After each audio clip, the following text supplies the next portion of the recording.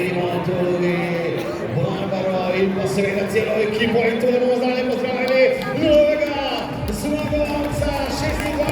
moškega ljubljanskega maratona in to s fantastičnim časom.